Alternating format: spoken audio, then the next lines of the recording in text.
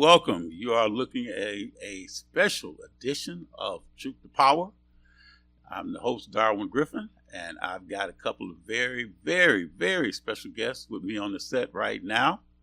And we've got others that are waiting to come on to give you some valuable information about the goings-ons in the great county of Oakland here in the phenomenal state of Michigan. Before we get started, I just want to tell you that this is going to be a pretty fast-paced show because we've got a lot of people that we're going to be having on the show with us today. So stay tuned. We're going to be taking our breaks a little bit different than what we normally do. So you don't want to miss any of the guests that are going to be on with us today. But when we get started today, our very first two people, one is a familiar face. I didn't have my boots on the ground cowboy hat today. That it's in the green room, but it will be on before the show concludes today. And he is representing the boots on the ground with us today. And this is he was the president pro tem for City of Pontiac. And he is, as the title says, he is the President Pro Tem Emeritus for the City of Pontiac, and that is none other than the Honorable Randy Carter. Thank you. Welcome, Mr. Griffin. And the other person that we have on the show with us today, I just met him for the first time today, but with all of the kind words, and he also gave our opening prayer that we had before we had breakfast this morning, and that is the Talent Development Coalition person for Oakland County, or is it the City of Pontiac? It's registered in Oakland County. In Oakland County. We reside in the City of Pontiac. Okay, in the City of Pontiac, that's where he resides, and that is Mr. Carlton Jones. Mr. Jones, Mr. Carter, welcome to Truth to Power today. Thank you. Glad to be here.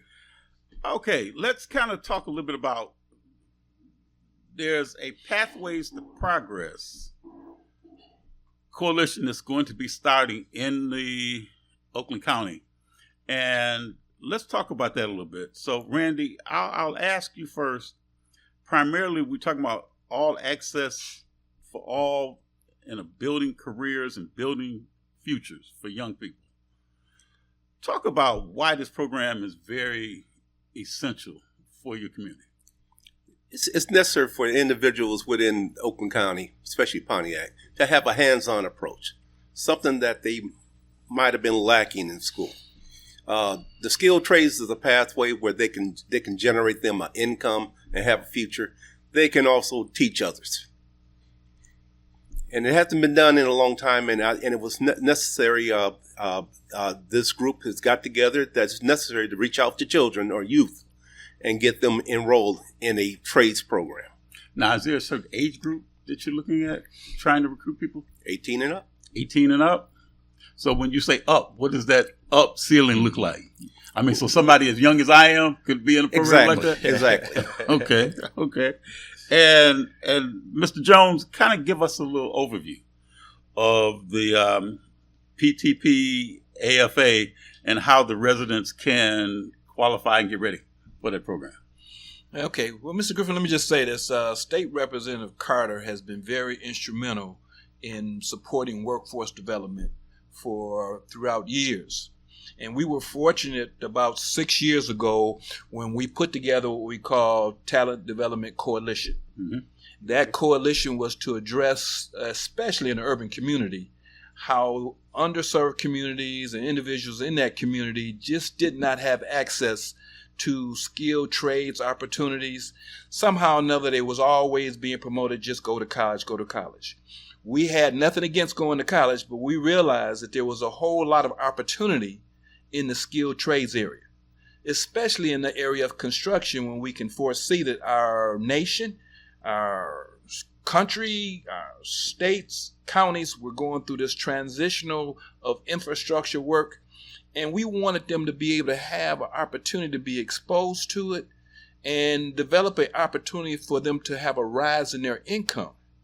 the skilled trades offers incomes that can really help feed families. We realize it's a career pathway, though. It's not just a job when you start taking on a skilled trades. So Pathways in Progress, or to Progress, is one that evolved from the workforce development effort that State Representative Brenda Carter helped us put together about 6 years ago. And now we've got the support of the unions in the construction trades especially to say how it can have access for all. Let's talk, gentlemen, about why it's important, especially when you talk about the difference between a job and a career. Yes. Let's elaborate on that part. Randy? Yeah, no, it's real simple. I mean, at the moment, you want a job or workforce that will not be replaced with an app. This is not like a hamburger flipping job.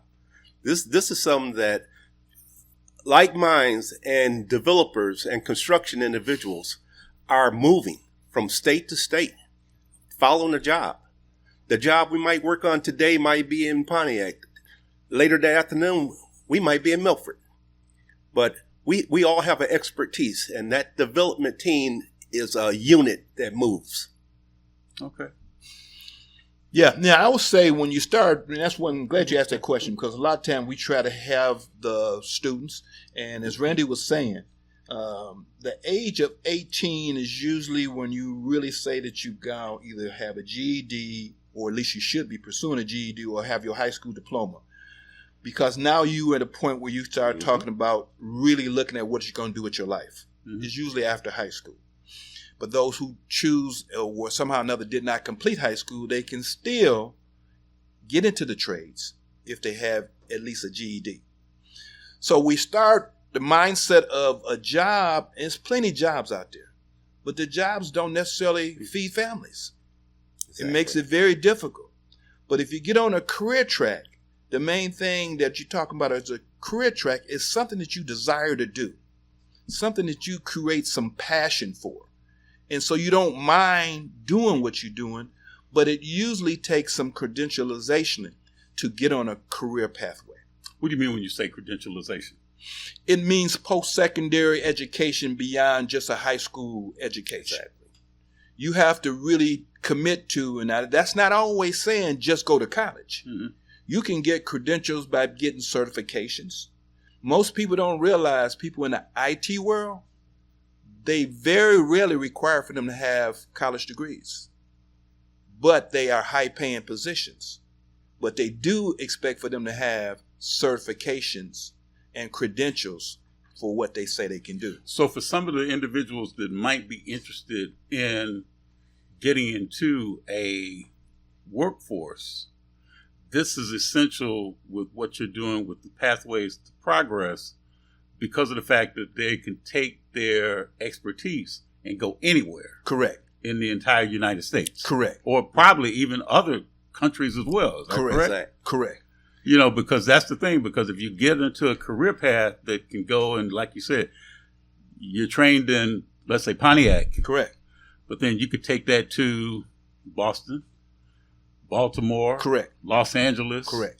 So wherever you decide to go and have your residency at, you could do it all over the country without having to have all those years of post-high school education. Correct. Mr. Griffin, I'm so glad you brought that up, because that is so valuable right now, to have the type of credentials that you can go and engage wherever you go. Mm-hmm. And that's one thing about the construction industry.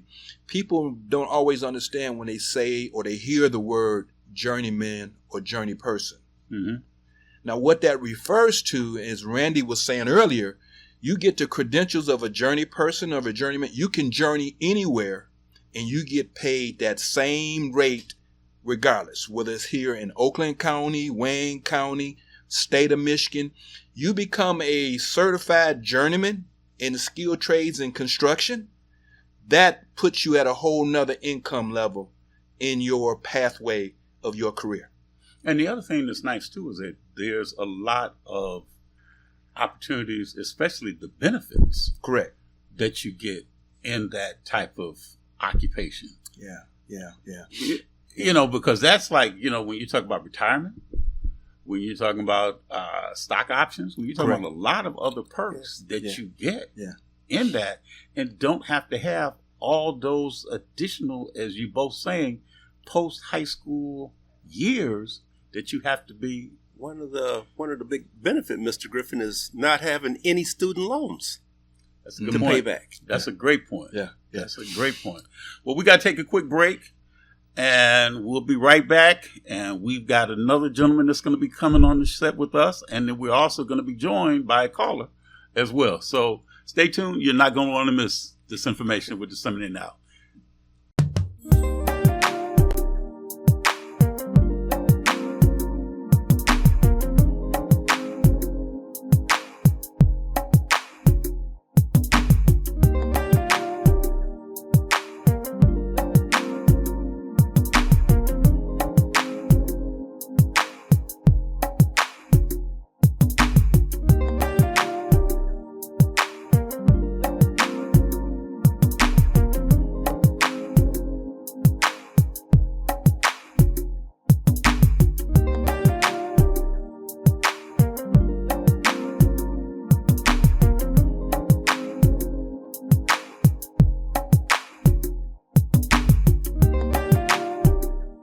Feel good about your future with tuition-free programs at Wayne County Community College District. Whether you want to be in healthcare, computer science, the culinary arts, digital media, or robotics and automation for the next generation of vehicles, WCCCD has you covered. A full range of programs to achieve your goals, fit your schedule, and give you all the support you need to be successful. All of it tuition-free. Now there's something to feel good about. Register today at wcccd.edu. Muscles, joints, or feet tired, achy, or distressed? Tried everything?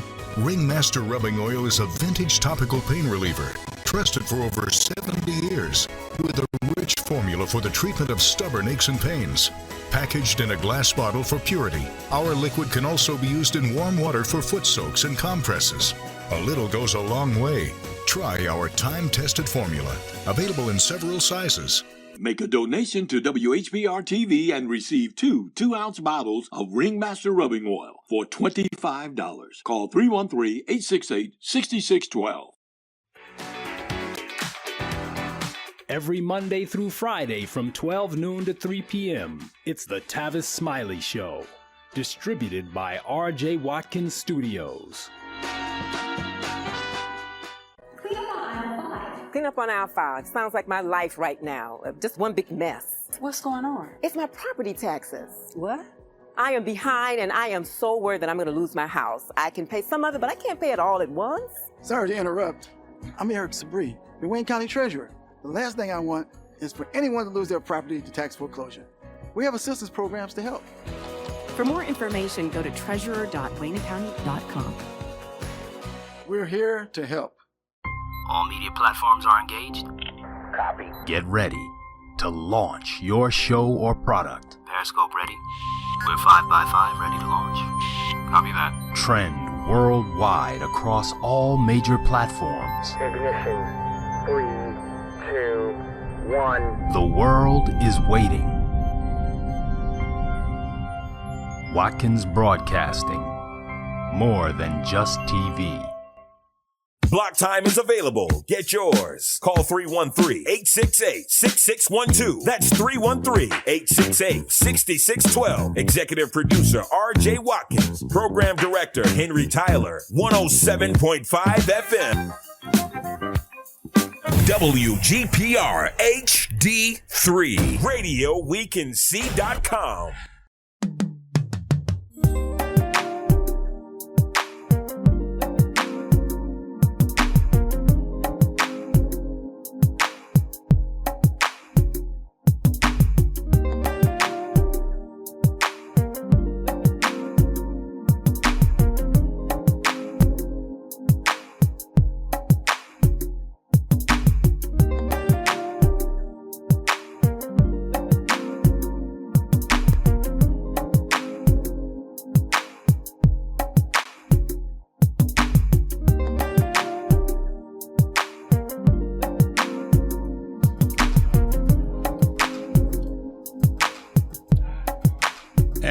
we are back with Truth to Power. I'm your host, Darwin Griffin, and I have been joined on the set with another young man who's going to be talking about building discipline and readiness for the participants in the program, and that is Mr. Jermaine Branner. Is that correct? Yes, sir. Thanks for having me. We are plumb pleased and pleasure to have you on the show with us today. But Mr. Branner, tell a little bit about who you are and how you represent, because I know you do, you're involved with the, is that Perry Impact Empowerment? Yep, Perry Street Empowerment.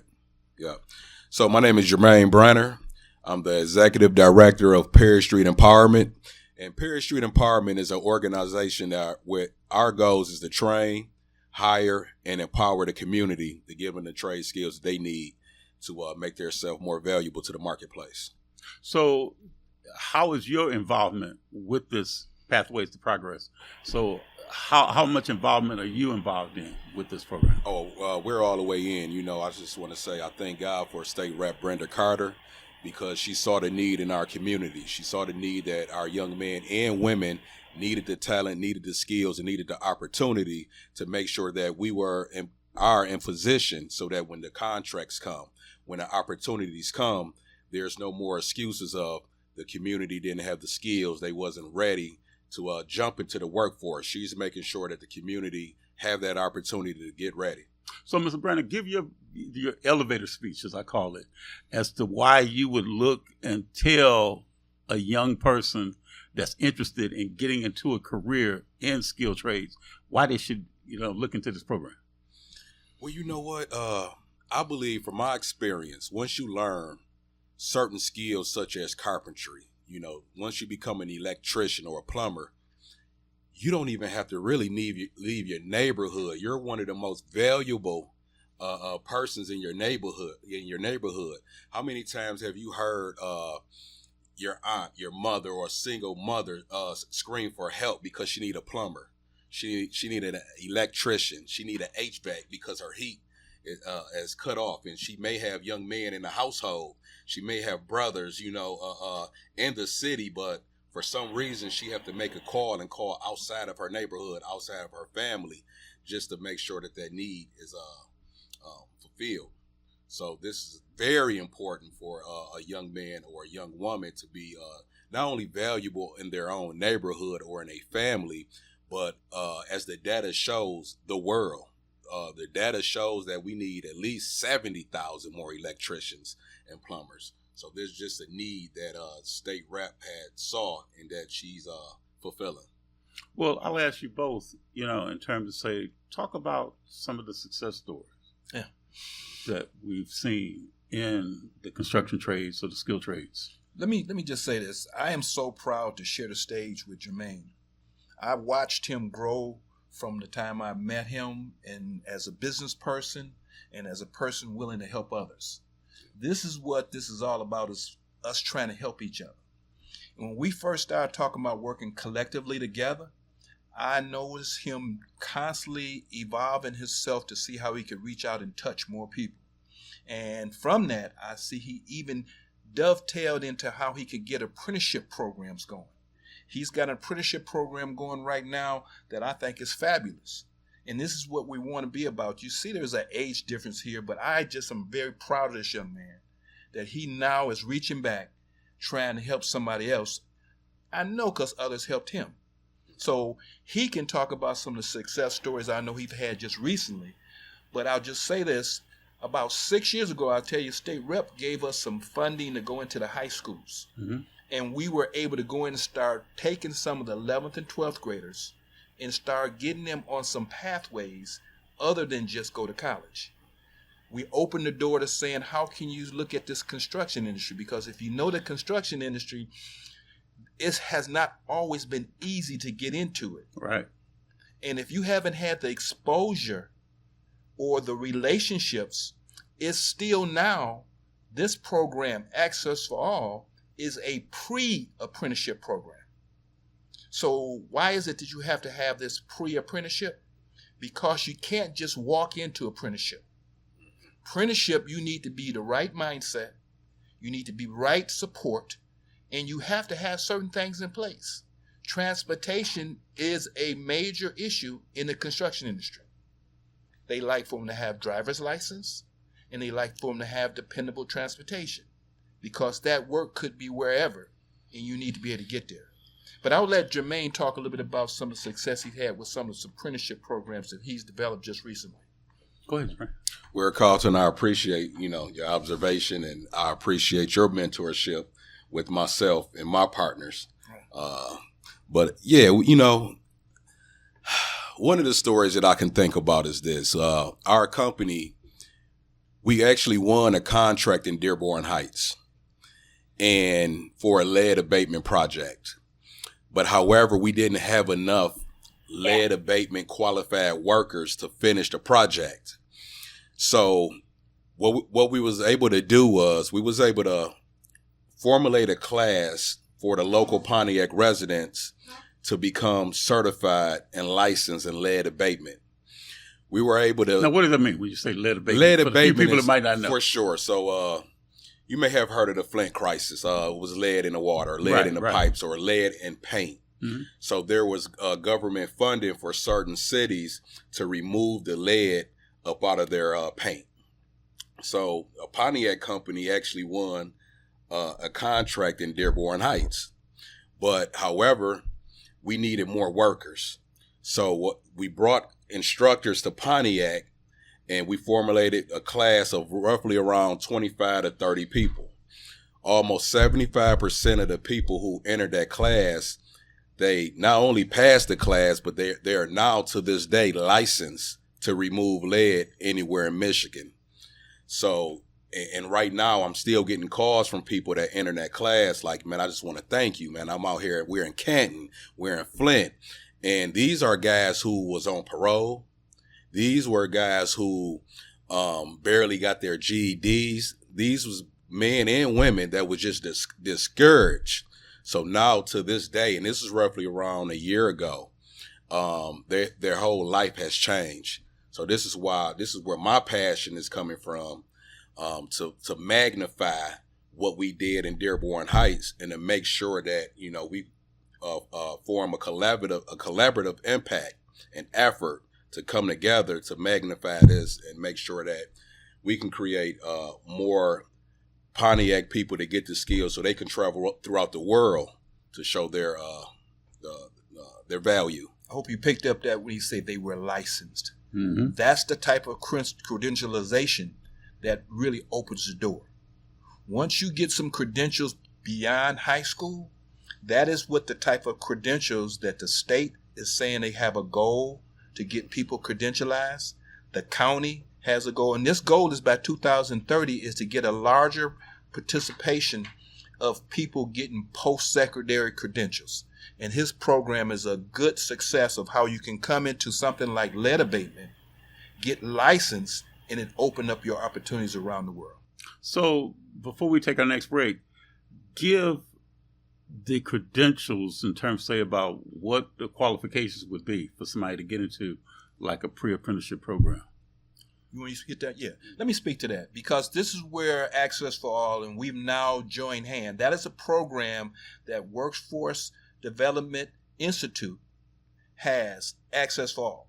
Mm-hmm. When we're able to recruit young people, meaning 18 and up, mm-hmm. who truly want to engage into an apprenticeship program, Access for All is a pre-apprenticeship.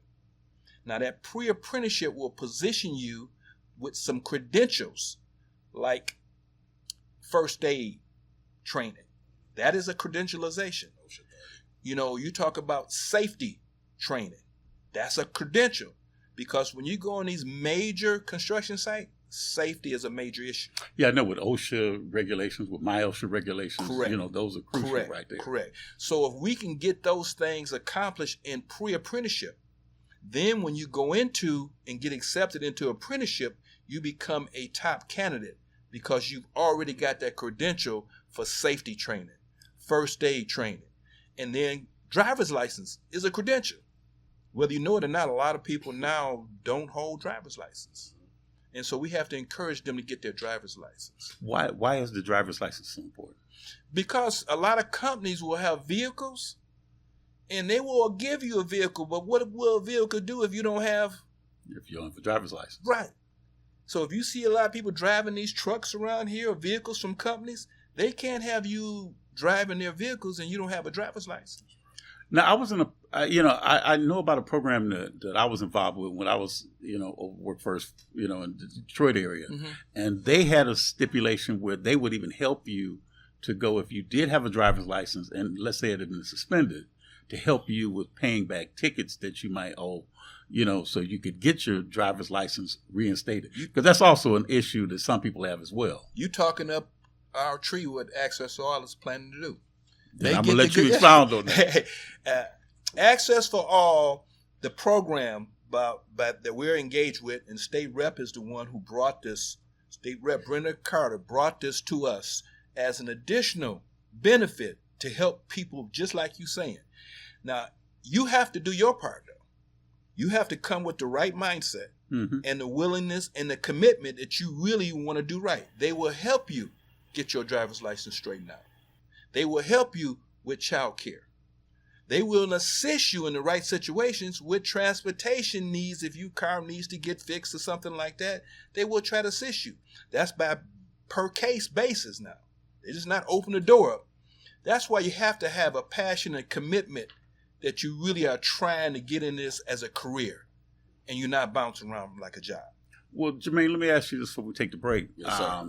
So when we talk about non-traditional type jobs, and when we say non-traditional, being it's not just for men, but it could be for women, as well. So is this program that you have, is this for like both men and women could be involved in this? Yeah, the program that we have is for, as you said, 18 and up. From 18 to as long as your body is willing and able to put in some work and your mind is there, then we taking them all. That's the important part. Yeah. Yeah, and we are encouraging females. I mean, people may not know it, but State Rep Brenda Carter is a journey person. She is, you may not know that. She's went down this same path, so she knows about apprenticeship, and she knows about skilled trades. Well, that's one of the things that we do on this Truth to Power is we bring truth to the power of the people that come on the show. That's right. We got to take another quick break, so we'll be right back, so stay tuned.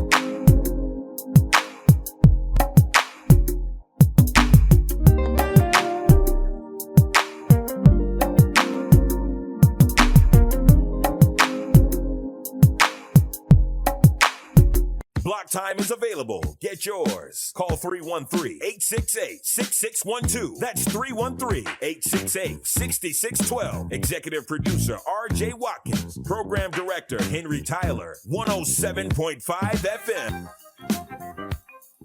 WGPR HD3. RadioWeCanSee.com. Have you ever wanted your own TV show? Have you dreamed of showcasing your talent for the world to see? Well, now you can. Have your own TV show. You can have your own 30-minute show. Not only will you be seen in the Detroit area, but you can be viewed worldwide. For more information, call 313-868-6612. Visit our studios and receive a free TV interview to promote your business, church, or organization by appointment only. Every Monday through Friday from 12 noon to 3 p.m., it's the Tavis Smiley Show, distributed by R.J. Watkins Studios. Feel good about your future with tuition-free programs at Wayne County Community College District. Whether you want to be in healthcare, computer science, the culinary arts, digital media, or robotics and automation for the next generation of vehicles, WCCCD has you covered. A full range of programs to achieve your goals, fit your schedule, and give you all the support you need to be successful.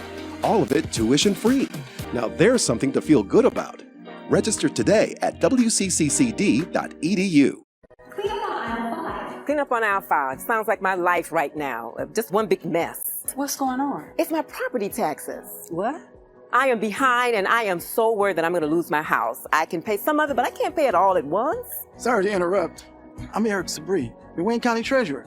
The last thing I want is for anyone to lose their property to tax foreclosure. We have assistance programs to help. For more information, go to treasurer.waynecounty.com. We're here to help. All media platforms are engaged.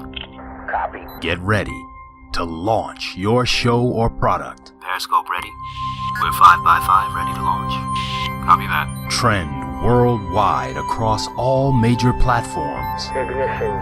3, 2, 1. The world is waiting.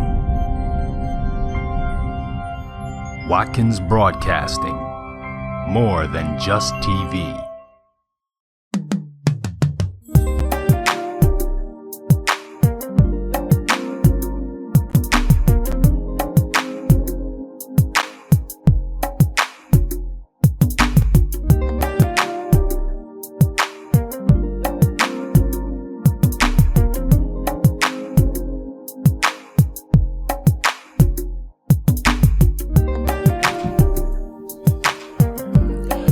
We are joined by Miss Sierra Edmonds, and she is the Apprenticeship Readiness Program Manager for the Michigan Workforce Development Institute.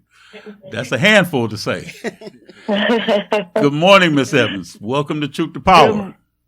Good morning. Thank you for having me. We are very, very, very blessed to have you on. We had a few technical difficulties, but we are definitely appreciative that you hung in there with us. And we are joined on the set by our own family, boots on the ground, state representative from the 53rd District, Brenda Carter. Brenda, say hello to everyone. Hello, everyone. So glad to be here again. The Truth to Power. Well, we are very, very welcomed and very pleased to have you on the show. But I just want to ask you, Miss Edmonds, first, just kind of give a little bit of the information that you can about Access for All. Talk a little bit about what that program is involving. Okay. Access for All is an apprenticeship readiness training program. It's a pathway to high-demand careers, totally free program, a 300-hour construction trades training that's preparing participants for a career in the skilled trades if they want to be electricians, carpenters, plumbers, and obviously more. This is especially impactful if they're willing to do the hard work that it's going to take to get them there. We're going to provide them the training. So now when you talk about the training, I know I was asking my previous guests, what are the qualifications that you look for? So we're looking for folks who are 18 or older, have a driver's license, have a social security card, birth certificate, updated resume. They can have a GED, diploma, or provide a copy of their transcripts. They will need to pass a work keys test, applied math, graphic literacy, workplace documents. They'll also have to pass a physical and a drug test, and then we'll do a panel interview. And if they pass those steps, we will gladly welcome them into the program. That's a lot. That's a lot. Now, one of the things that I just want you to kind of elaborate on, why is math so important in this pre-apprenticeship program? Math is super important because no matter what trade you go in, there's going to be some math, whether you're reading a ruler, whether you're drawing a blueprint, whether you're figuring out what size your materials need to be for the project that you're working on. You have to be able to know those fractions and those decimals, do a little bit of geometry. And so this is an opportunity to get caught up on those things, to learn more if you haven't had the opportunity, and really get prepared for what you're going to see out there in the field. Well, I know because you and State Rep Carter, the first two women that's been on the show with us today, I'm going to let you give your elevator speech in terms of say why you think it's important, especially for women or young ladies that may be, looking at this program, why it's important for them to want to investigate more into this pre-apprenticeship program through your program? Okay, first let me say that this program supports underserved populations. We specifically target economically disadvantaged communities, populations of minorities, females, veterans, returning citizens, youth 18 to 24, because they've been so underrepresented in the skilled trades, as well as the fact that they face systemic barriers to employment. So we're focusing on equity, and this program helps level the playing field for these folks in these communities because they've been historically left behind. When it comes to the future of women in skilled trades, showing that apprenticeship readiness training and specifically leadership isn't about just building careers, it's about building confidence, equity, and opportunity, right? A woman's journey through the skilled trades remind us why programs like Access for All matter, because they empower young women to break barriers, pursue their passions, and lead the way in the industries where they've long been underrepresented. So this is why we'll also be launching soon our Michigan Women in Trades program, where we'll focus specifically on women who want a career change, who want a new opportunity, and who need that extra helping hand to build up that confidence so that they can start their journey to a career in the skilled trades. I can see my guests on the stage right now just smiling, listening to you give your elevator speech. I'll ask either of you, do you want to comment behind what she was just saying? Let me say one thing. I know when she was giving all those requirements, that's where we come in to make sure that we get them ready for the pre-apprenticeship. It may seem like a lot, but you think about it. Normally speaking, coming out of high school, you would have your driver's license, or at least back in the day. You would have your birth certificate somewhere close at hand. You would have a Social Security card close at hand. You know, so the things that you say may seem like a lot, it's just today's time. It seems as though those little areas sometimes can be deterrent from young people or anybody getting engaged. So State Rep Carter was very instrumental in us putting together what we call the Talent Development Coalition. That's not an entity that does something, but it brings people together so we can work with the agencies that can help provide these things. We can be able to make a call or tell you directly, here's how you're going to get your driver's license straightened out or whatever. Here's how you can go make sure you get your birth certificate, your family don't have it. So we're trying to work collectively to see how we can make that easy for them to get into the pre-apprenticeship program. So, Brenda, you can speak on it, too. Yes, and I would like to just say one of the things that was very attractive to me in this program, especially coming from a community that has been historically underserved, is the fact that this program will provide a stipend. It will provide safety boots. It will provide gas cards. I mean, it literally jumps out of a window to make sure that we remove some of these socioeconomic barriers that prevent our young people from having a seat at the table. With all the construction that's going on in Pontiac specifically, with the downtown development and the Martin Luther King Bridge, we do not want our young people to be eliminated from this process because they haven't efficiently developed their soft skills, or they are a returning citizen, or whatever historic barriers that have prevented our young people from having the economics they need to take care of their families. Is this what this program is providing? And Sierra, if you want to, with your you're the program manager for this, if you want to expound on some of the benefits of people getting involved with the program that we're doing, please do. Yes, definitely. We call them wraparound services for success, right? Participants, once they're into the program, after they attend for the first full 2 weeks, they begin to receive a stipend. And so we're paying them to learn. They're earning and learning at the same time, right? $200 a week to show up to class, to be on time, to engage, keep an open mind. You can't beat that, right? Then there's an additional $50 stipend for the in-person classes and the field trips to make sure that you have gas to get back and forth to where you need to go. Also, while they're in the program, we offer supportive services, of course, as long as funds are available. Participants can receive support for transportation, child care, if they need housing assistance, if they've got a bill that they're like, you know what, I got a little bit on it, but I need some extra help. We're going to try to help make up for that and make it easier for them to be able to participate and stay engaged. And I think this is crucial for cities like Pontiac, where access to reliable transportation and child care can potentially be major obstacles for workforce participation. Now, one thing too, Ms. Edmonds, can you kind of elaborate a little bit more about the unions and how the unions can be involved in the program? Yes, definitely. So this program was pretty much designed with the unions as our consumer. So our program is designed to create a pipeline of their future workforce.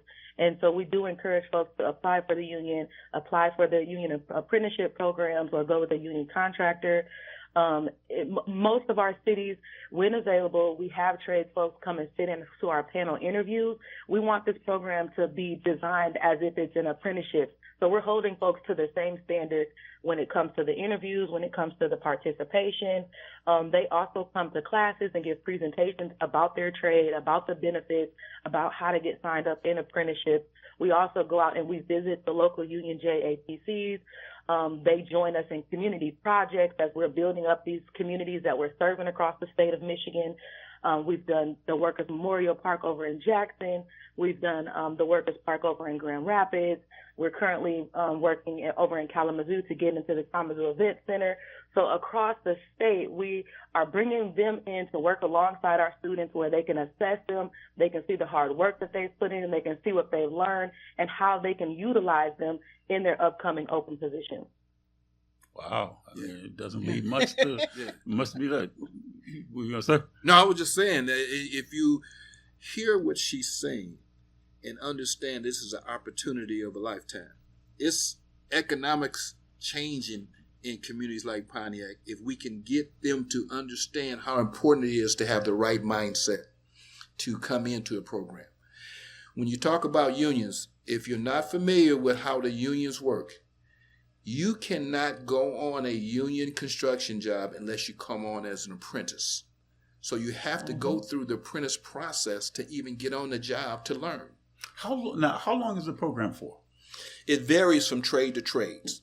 Okay. Apprenticeship. I'm a journeyman carpenter. Okay. It took 4 years to become a journeyman carpenter.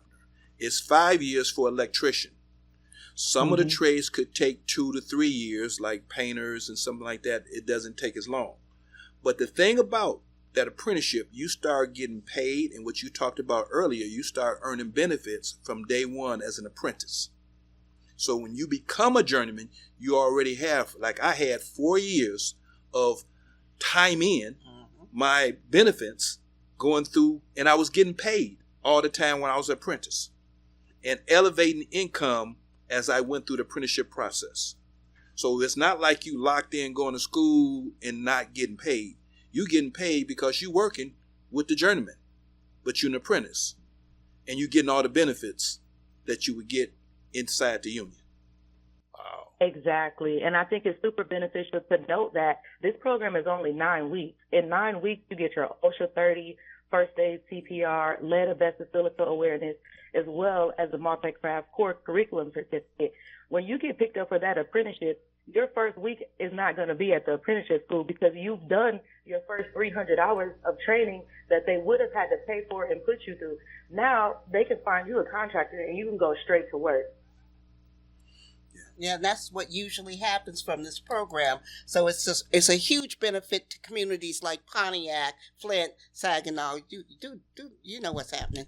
Anyway, but the whole point of the matter is we are getting ahead of the curve here with some of the programs that's coming out of Lansing and Washington that's going to start taking away essential services from communities like ours by empowering our communities to learn and have a resource to get through it. So we can count on State Rep Brenda Carter to be proactive. 100%. I got my boots on the ground. All right. We got to take another quick break. So, Ms. Edmonds, can you still stay on with us? Yes, sir. Okay. We appreciate it. Okay. We'll be right back. So stay tuned.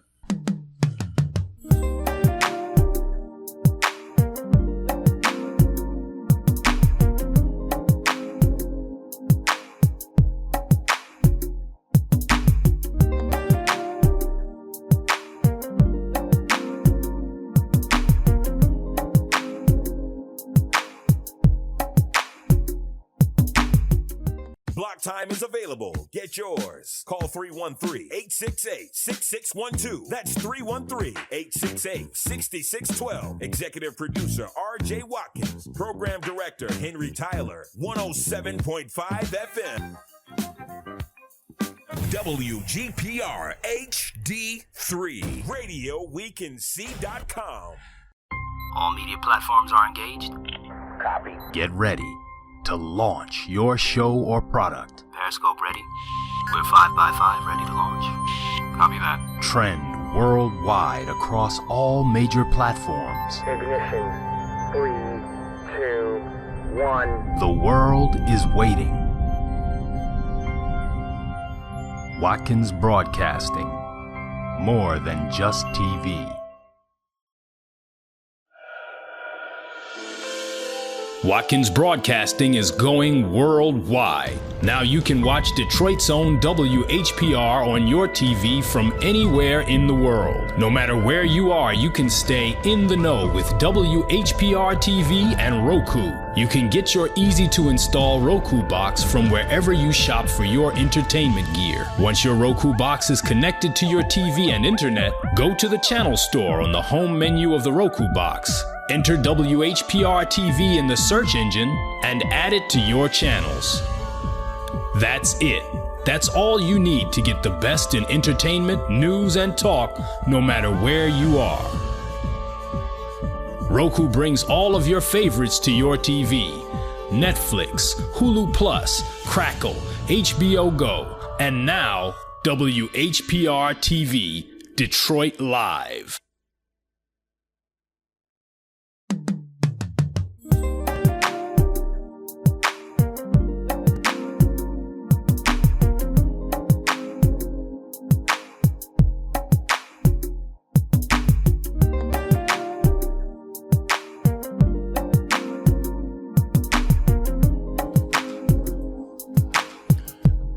And welcome. You are watching a very special edition of Truth to Power. I'm your host, Darwin Griffin, and we are joined by Carlton Jones and also by State Representative's other half, Randy Carter, President Emeritus of Pontiac City Council.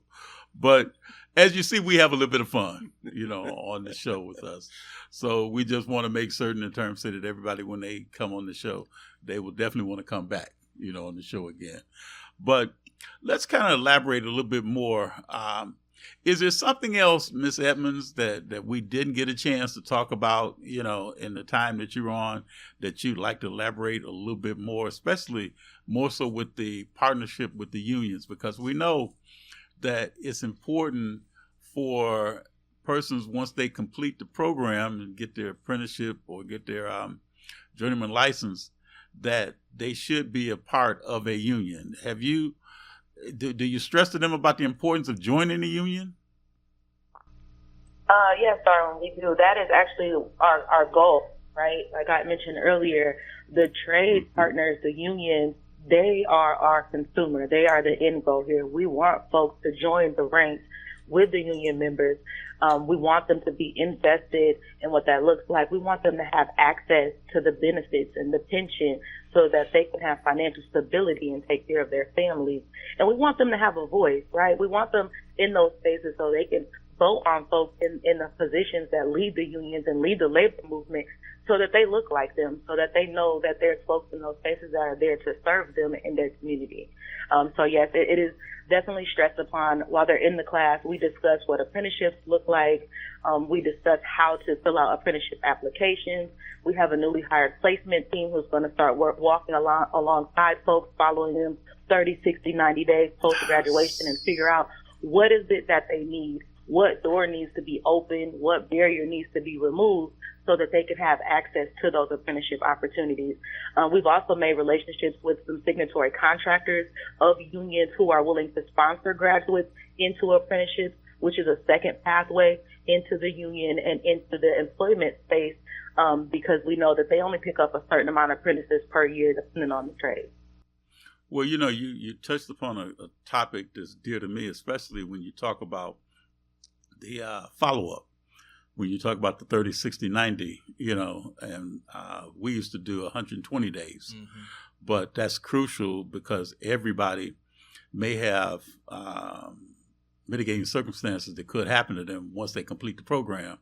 So you definitely want to keep track to make sure that if there is a barrier or an obstacle or something like that, that you can assist them with getting the resources to continue, going through the program. Let me speak to that, because we at the Talent Development Coalition, we were very conscious of that. And me personally, going through the apprenticeship program, I have actually started a company, and it's not new, called Carnav Group. What's it called again? Carnav Group, CARNAV, short for Career Navigation. And what we do is mentor and coach. And why you say that's important? Because trying to get through the apprenticeship program is not always easy. Trying to get in the program is not always easy. So we mentor and coach individuals to try to see how you can have more sustainability and completion. Because just like college, you can start, but if you don't complete it, then it's no good for anyone. So you want to get individuals who really are committed to starting into apprenticeship and completing the apprenticeship. And so we mentor and coach them with other individuals who have been through the program or who already are journeymans. Okay. Ms. Edmonds, so just when we talk about the information, you mentioned about with the returning citizens that you also may look to try and attract to come through the program. Can you kind of elaborate more so in terms of, say, with that part for a person who may be, because that's one of the obstacles that sometimes people do. So do you work with like parole or probation agents, through the criminal justice system? We are, we are currently building out those partnerships. Right now we're working with Nation Outside in a few communities that we serve. A few communities we do work with MDOC. I do sit on their Region 8 Advisory Board for the Transition to Success program for folks that are returning home. We've recently had some meetings with folks over in like Vocational Village for people who are already doing some training before they come out to try to connect them to these opportunities. And in the returning citizen space, like I mentioned earlier, we want them to have access to these opportunities just as well as anyone else. One thing that we cannot, unfortunately, accept is folks with criminal sexual conduct background, because it would be super hard to get them picked up by the unions or by the signatory contractors based on the different projects that they have. And folks with like habitual offenses or violent offenses, we do kind of pull them to the side and have a conversation. Where are you coming from in this space? Where do you want to go in this space? And what are you willing to do to get to where you want to go? Because they have to put the skin in the game. We can give certifications, we can give them training, we can help them navigate whatever career that they want to go into, but they have to be the ones to do the work. And so if they're willing to put in the work, we're willing to do what we can to make the right connections so they can get into those spaces for these opportunities. That's fair. Well, that's the one thing, and that's real good to hear you say that, because I think that's part of, probably back to what you were saying too, Carlton, when you were mentioning about the 90, the 30, 60, 90, because there could be a situation where somebody could get arrested, after they maybe driving offense or something like that. So it's good to have that opportunity to kind of do the follow-up, back with them, as well. And then listen to what you were saying, Ms. Edmonds, in terms of, say, about the things that they couldn't have these offenses, especially like when you talk about some type of sexual, involvement that was, not legal, right, to have with someone that you definitely would not want it, because it would be hard for them to gain employment. Right. And that's the important part, is that, as we're all saying, to be gainfully employed. Yeah. And it'd be a long-term, employment with that. So I think the name itself that they tag Access for All, it's really true, because if you really want to commit yourself, there's an opportunity. Mm-hmm. And returning citizens sometimes feel like, where do I fit when I come back? Trades could be a great place for them. And that's the one thing that I'm finding, when I talk to people that maybe, because I've done some work with, returning citizens and programs like that, and gone and speak to, some. And that's one of the things that we talk about, is that you get a trade, you can take that trade and become self-employed. So if a company would not hire you, then you could gain your own business and start your own business. That's right. And I've had people, Randy, Carlton, that may have went and started their own business and hired other persons that may have been harder to gain employment, to work with them. But they made sure that they gave people the opportunity, even though they may have made a mistake, but they still want to correct on the mistake that they may have made. Most people don't realize a lot of tradespeople, they sometimes have their own business still. Yeah. Even though they're committed to working whatever company in the union puts them to work on. Because it's actually the union will send you to a job a lot of times. It's not like they're tied to a company. Right. They will send them to a job where that trade is needed. You stay there as long as that trade is needing you there, then you go to another job site. So it's not like you're tied to a company. You go to a job site to get a job done. And that's why they call them journeymen. Yeah. Well, we always get educated. Go ahead, Ms. Edmonds. I'll let you make the last comment before we take a break. Go ahead. I'm sorry. We do refer folks to CDL training as well. We currently have a few different communities where we have funding available to pay for them to get their CDL, which is also another avenue for the returning citizen population, regardless of what they have on their criminal record. And I also wanted to know that I myself am a returning citizen, currently on federal parole, and WDI took a chance on me and believed in the skills that I had. And so now I have the opportunity to open the door for other people. I just received my certification yesterday, a workforce development specialist journey worker. Congratulations. And I'm also a career services provider. Congratulations again.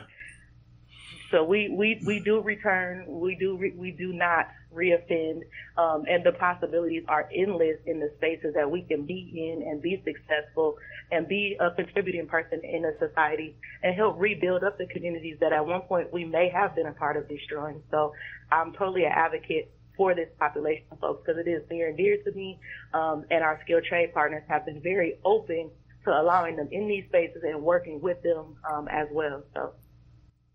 Well, again, we can't say enough how much we congratulate you on that. Just in case people don't know what that CDL is, commercial driver's license. Right.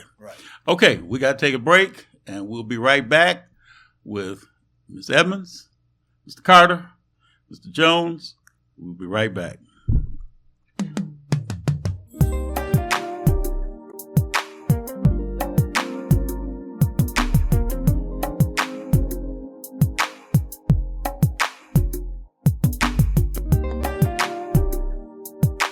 Mr. Maps Lounge presents a Sunday karaoke concert family affair. $5 cover charge. Every Sunday, kids 13 and under get in free with their parents. We have food and cocktail specials and a menu for kids. Maps the Godfather will also be there during special times.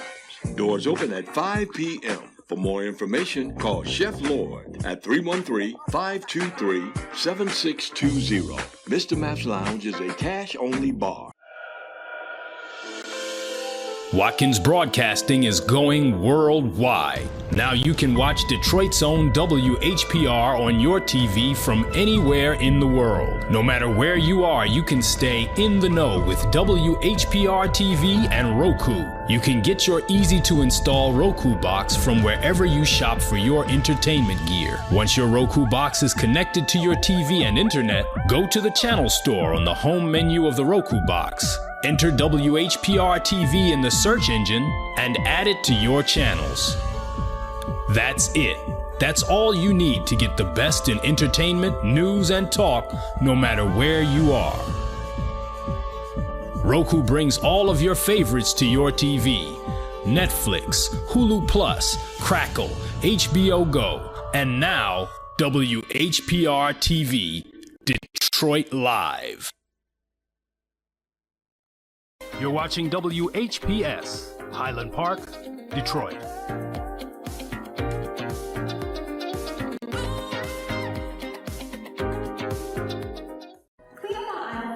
Clean up on aisle 5. Sounds like my life right now. Just one big mess. What's going on? It's my property taxes. What? I am behind, and I am so worried that I'm going to lose my house. I can pay some of it, but I can't pay it all at once. Sorry to interrupt. I'm Eric Sabri, the Wayne County Treasurer. The last thing I want is for anyone to lose their property to tax foreclosure. We have assistance programs to help. For more information, go to treasurer.waynecounty.com. We're here to help. The Artist Spotlight with Tony Booker is moving to Thursdays at 12 noon on WHPS. 15.2, that's the Artist Spotlight with Tony Booker, is moving to Thursdays at 12 noon on WHPS 15.2. Clean up on aisle 5. Sounds like my life right now. Just one big mess. What's going on? It's my property taxes. What? I am behind and I am so worried that I'm going to lose my house. I can pay some of it, but I can't pay it all at once. Sorry to interrupt. I'm Eric Sabri, the Wayne County Treasurer. The last thing I want is for anyone to lose their property to tax foreclosure. We have assistance programs to help. For more information, go to treasurer.waynecounty.com. We're here to help. TJB Records presents The Night to Remember, Dr. Tony Booker and Booker Productions 45th Anniversary Reunion Concert, Friday, October 3rd, 2025. Doors open at 6 p.m. Showtime, 7:30 p.m. at Greater Grace Temple, 2500 West 7 Mile Road, featuring Zacardi Cortez, Charisma Evans, Peggy James. Tickets available at God's World, Greater Grace Temple, or call 313-576-6906. Sponsored by C.W. Moore, J.W. Henry, Royal Oak Ford, and Black and White Book. Dr. Tony Booker 45th Anniversary Reunion Concert.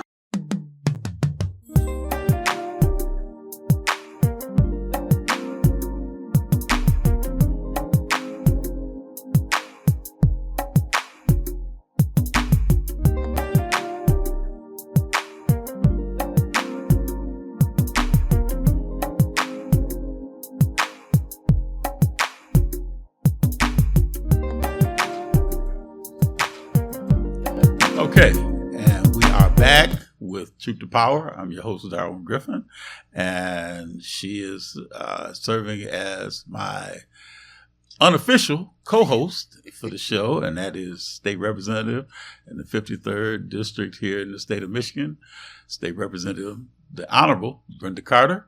And State Rep Carter, you have another person that is joining us on the set. And I know you are very familiar with who this beautiful young lady is that's sitting along in between us. Can you identify who she is, please? Yes, Darwin, I think you mentioned beautiful, talented, brilliant, a go-getter, just as an extraordinary 17-year-old who stepped up 2 years ago when she was 15, and now she's about to graduate and go to one of our HBCUs, got a 3.9 grade point average. What I love about this young lady is instead of saying what she can't do, she always says what she will do, and she does it, but for me to talk about Kumba Ture is me just like bragging because I'm so glad I found this young lady. And I want everybody to be like her. But I want you, Darwin, to hear from Kumba why all of this is so important, why financial literacy is important, why pre-apprenticeships are important, why learning about our local government, our political process is important, especially right now. I want you to hear from Kumba, how she feels about these things. Kumba, why don't you tell everybody a little bit about yourself and why I'm talking this way about you? So my name is Kumba Ture. I'm originally from Pontiac, Michigan. I grew up here. I want to come on today to talk a little bit about the importance of youth to have financial literacy, independence, and to set them up for the lives they see for themselves in the future. So for specifically, I don't know the statistics of Detroit, but I know in the Pontiac area that we have a poverty rate of 27.3%, that most families fall at or below the poverty threshold, which is why I think it's important for youth to get themselves set up on the track that they want. They have to recognize where them or their families fall at on the financial spectrum and where they want to get on the financial spectrum and set themselves up on that path. For example, me specifically, I want to go into architecture, so I make sure that I do multiple events outside of school and inside of school to go into architecture as well as politics, which is why last year when I was doing an engineering internship in the summer, we met Miss Brenda Carter, and I learned all about politics and explaining the importance of voting out to the public servants as well. So I did multiple after school policies or after school events to do with her and explain the importance of politics to people around us and youth around us. Also, it's important for people or children my age to be financially responsible, which is why I encourage students my age to set themselves up for financial independence as early as possible. It doesn't take much. You don't have to take away every single amount from your paycheck and put it into a savings account, but I encourage them to save from their paychecks, put away a little bit each day or each month, however much they get paid each month, and make sure to put away so they can set themselves up on that track as fast as possible. So that have to be. Talk about the importance of some young people think that they're entitled to monies that their parents or their guardians may give them. Why is it important to have the ability to not just expect it, but to earn it? It's really important for me specifically because you can't be financially dependent on people. As much as I would like to say that people my age should be just dependent on their parents and worry about independence later on in life, that's not the reality. And most of us, or not most of us, some of us are born into financial situations that don't allow for us to be worrying about it later. We have to worry about it now, and we have to get out in the public and explain to other kids why we should worry about it now. Like I said before, you have to set yourself up for the path that you want in your life in the future. I will always tell my family and my friends, I refuse to be broke when I get older. I'm not going to be broke. I cannot need or want. I need to set myself up for the life that I want. So I have to get out early and encourage others to get out early as well. Miss Edmonds, are you with us? Yes. Miss Edmonds, you just heard what she said. I want you to kind of give your assessment of this young lady after having heard what she said. Just, because you look at a lot of people that come into your office and they're saying that they're interested in going into a pre-apprenticeship or, CDL or whatever type program that you may be, assisting them with. What's your assessment of this young lady if she was to come into your office right now and stated what she just said? My first question would be, would you like to come and teach? A lot of times, like she mentioned, the communities that we're serving, the demographics of people that we are searching for these opportunities are coming from, like she said, they're being birthed into these financial instability. They're not given the opportunity to stay or have a chance to have the funds to stay. And I think that's why apprenticeship readiness training is so important when you're looking at high-paying careers in the trades industry. The training opens the door, but the financial literacy ensures that the earnings that they make are transformed into generational wealth, right? And so, these are not just jobs, right? They're lifelong careers. They come with benefits. They come with pensions. They come with opportunities for advancement. And we're talking about pulling folks out of potential poverty-stricken communities and putting it directly into these positions. We have to have some type of financial literacy so that they can manage those funds, so that they understand budgeting and credit building and debt management and investing, giving them tools that's going to maximize the funds that they're earning and not just be able to say, I bought a car, I bought a house. Really, I have savings, and if anything happens to me, my family can continue to be stable, right? So financial knowledge really breaks the cycle. It replaces it with stability. As long as they're saving, if they have long-term planning, that is super, super important. We want people to be able to leave a legacy for future generations. We're building up the future workforce, and we want the future workforce after them to also have these opportunities and be stable.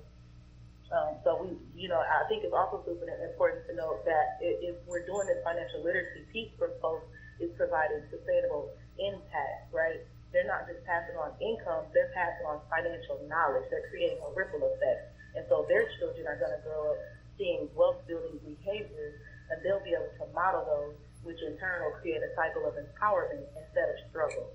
And so I think it's super important for folks in community organizations and nonprofit work, people who are pulling on these demographics of people to have literacy into the training, into the services that are provided.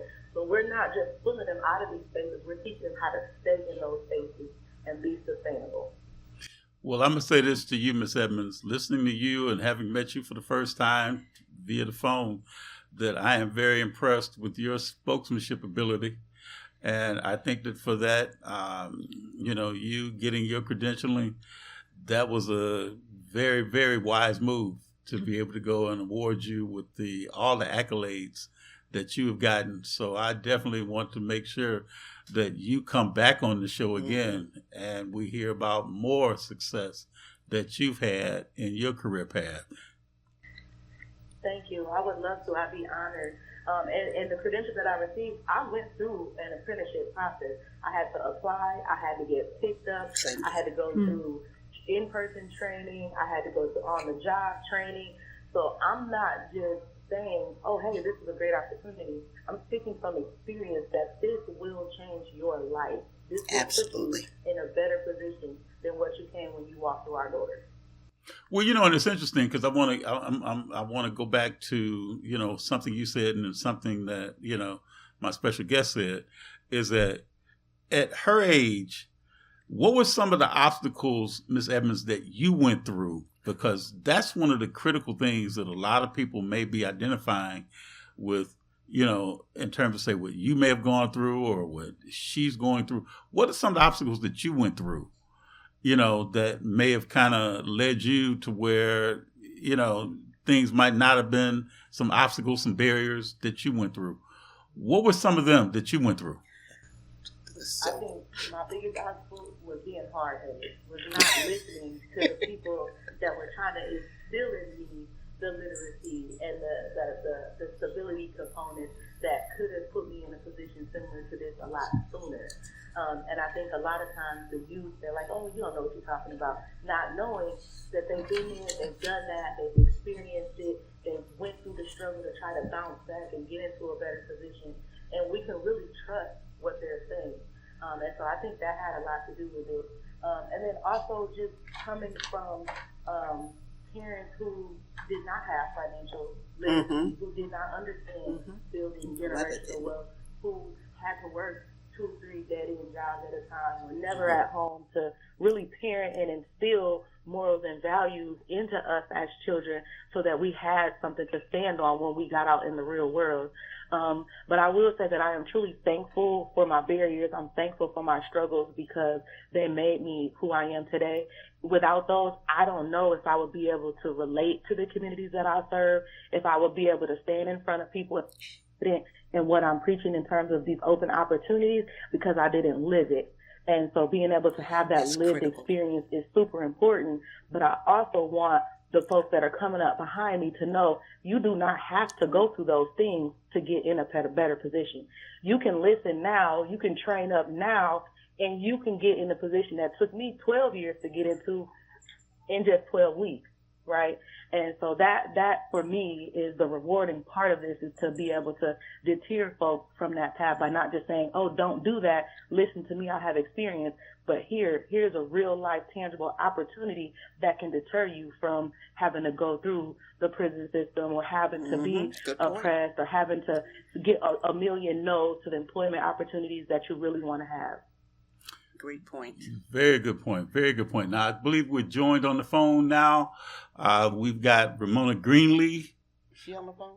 Ms. Greenlee, are you on the phone with us? Yes, I am. How are you today? We are very, very pleasantly surprised that we do not have any technical glitches that will keep us from having you to join us on the show today.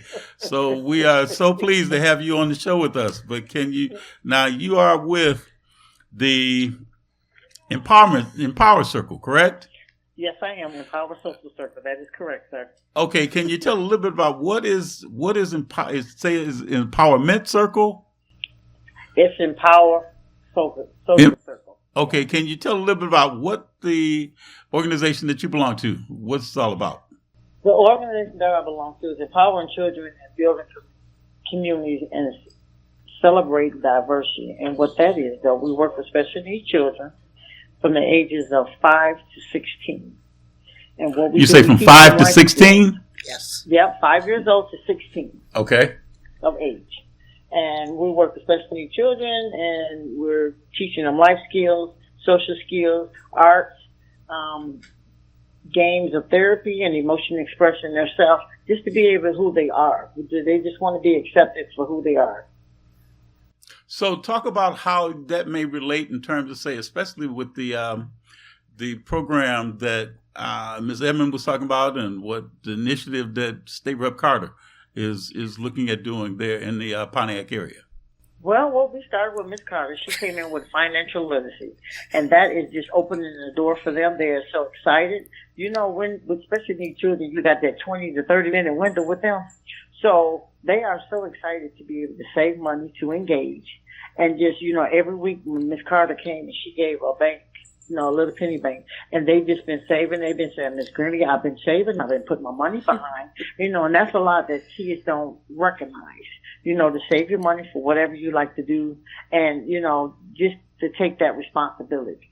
So I am glad so offered the partnership with Ms. Carter to be able to part that into my financial literacy. Like the young lady before, we was never taught that. We never had that skill, you know, and things like that. But I know I did with my mom, so she worked all the time. So I'm glad in my Empower Social Circle with these special needs kids, I want to be able to give to them. And my story behind this, I have 2 twin boys I've had since they were 1.5, and they're 12 now.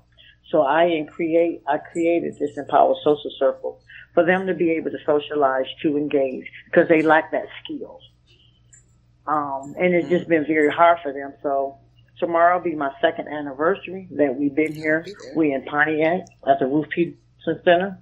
And I am just looking forward to seeing where it's going to take me to in this partnership with Ms. Carter and with this financial literacy. And I'm just excited. So let me ask you this question. If your 2 boys could give one word to describe you, what would they say about you? They would say, without Mama, they don't know where they would be. And I say that into, I just love them. You know, they come from their mom and dad. Dad's incarcerated. Mom has 6 other kids. So I've stopped my life to raise these boys and get them to the next level. I sacrifice a lot. So I am just determined because they're capable of doing so many things, sir. And we just need to take the time, and I have to take that time and that compassion to get them to where they are now.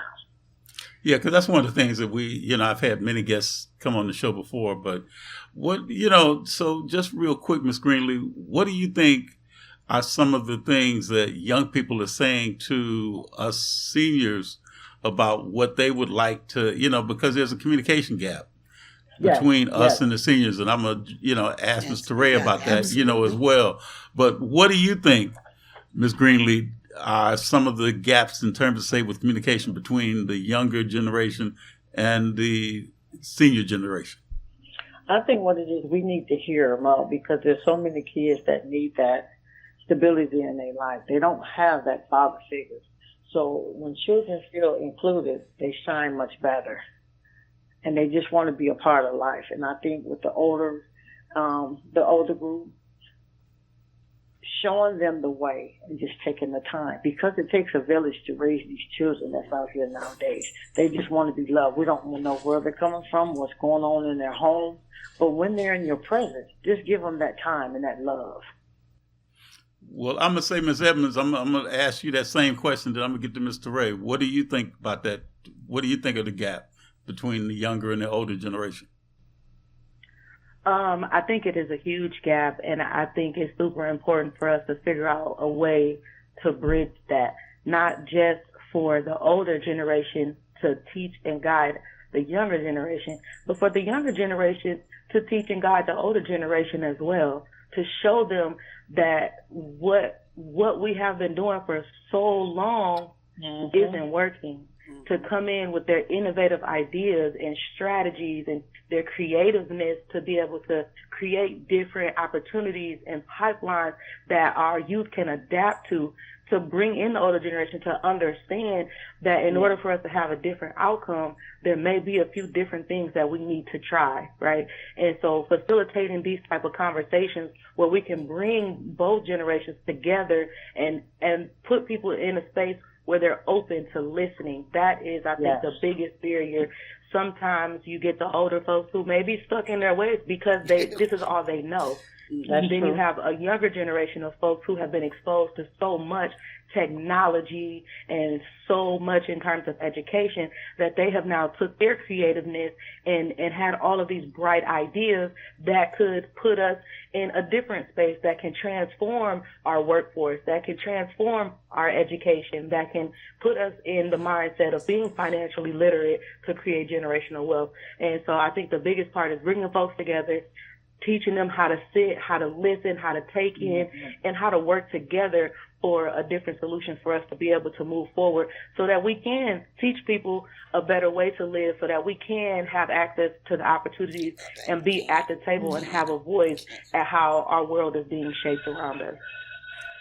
Well, Mr. Ray, I totally agree with you on that. That was awesome. That was I awesome. couldn't have said it more better. I wish I had my notebook so I could write all that down. Well, we gonna give this young person that's here with us, we're gonna give her a chance to respond.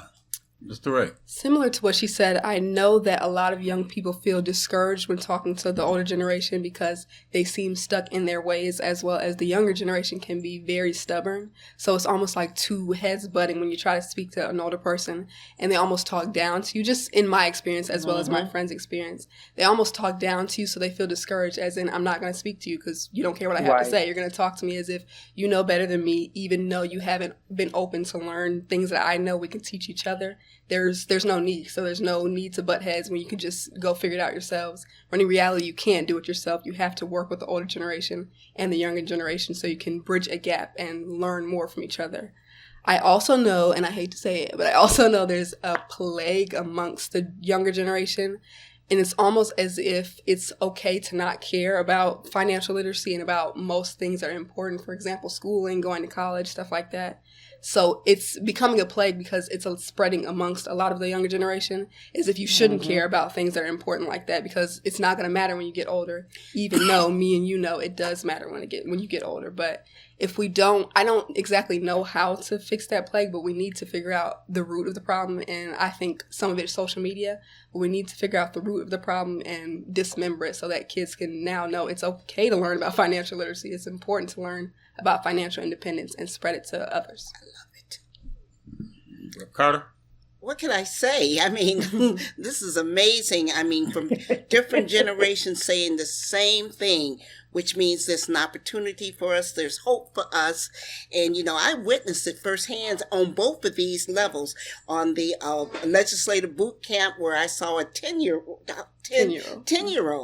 You know, he was so determined to earn money, not somebody give him money, but to earn it, that every week he showed up, regardless of whether or not I would let him in or not. He just wanted his opportunity to earn his money. And Kristen, right? Christian. Yes, he was, just passionate about it. But then on the same hand, dealing with financial literacy with Ramona Greenlee's group, here it is I did a video of this little girl with her fan.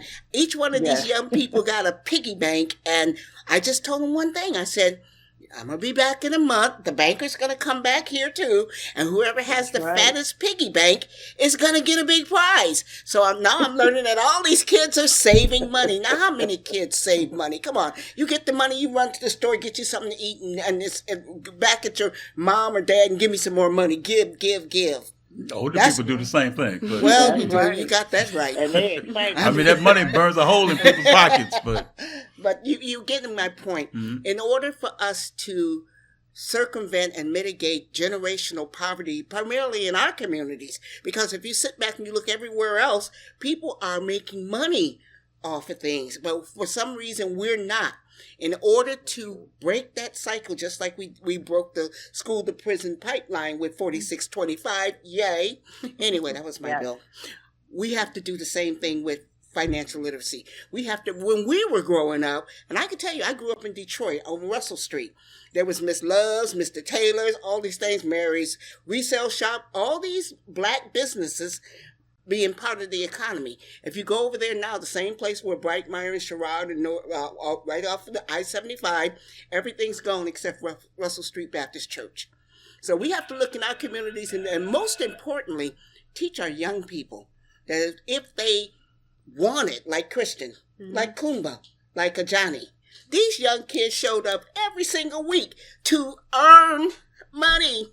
Earn it. That's an EARN instead of GIVE. That's what's going to break that generational poverty.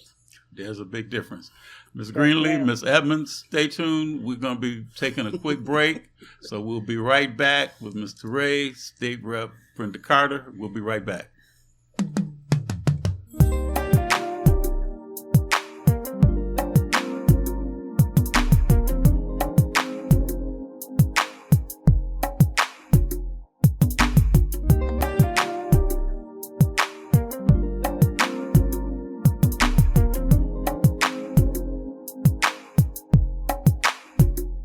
Block time is available. Get yours. Call 313-868-6612. That's 313-868-6612. Executive producer R.J. Watkins. Program director Henry Tyler. 107.5 FM. WGPR HD3. RadioWeCanSee.com. Muscles, joints, or feet tired, achy, or distressed? Tried everything? Ringmaster Rubbing Oil is a vintage topical pain reliever, trusted for over 70 years, with a rich formula for the treatment of stubborn aches and pains. Packaged in a glass bottle for purity, our liquid can also be used in warm water for foot soaks and compresses. A little goes a long way. Try our time-tested formula, available in several sizes. Make a donation to WHPR TV and receive 2 2-ounce bottles of Ringmaster Rubbing Oil for $25. Call 313-868-6612. Every Monday through Friday from 12 noon to 3 p.m., it's the Tavis Smiley Show, distributed by R.J. Watkins Studios.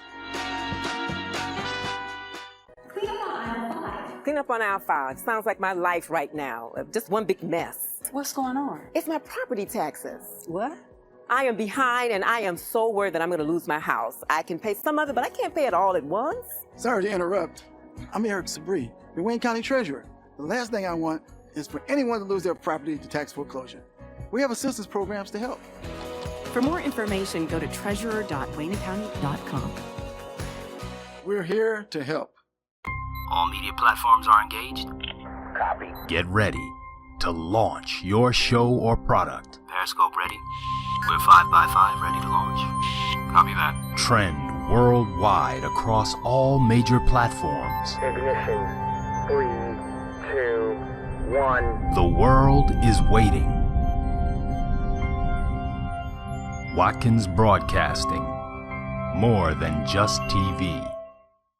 Arrested? You have the right to remain silent. Everything you say can and will be held against you. Don't talk to the police. Talk to me first. Attorney Warren E. McAlpine from the Action Attorney Center. I know the law and I know your rights. Whether felony, misdemeanor, drug, OWI, domestic violence, or traffic violation, I can help you.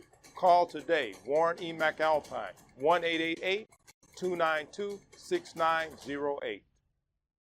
Feel good about your future with tuition-free programs at Wayne County Community College District. Whether you want to be in healthcare, computer science, the culinary arts, digital media, or robotics and automation for the next generation of vehicles, WCCCD has you covered. A full range of programs to achieve your goals, fit your schedule, and give you all the support you need to be successful. All of it tuition-free. Now there's something to feel good about.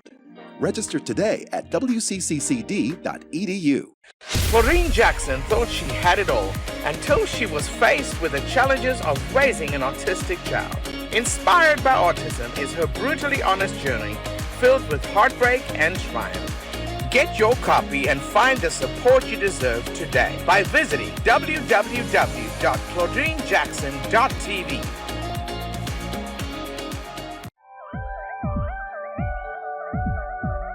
You're watching Detroit's own WHPR TV. Detroit Live.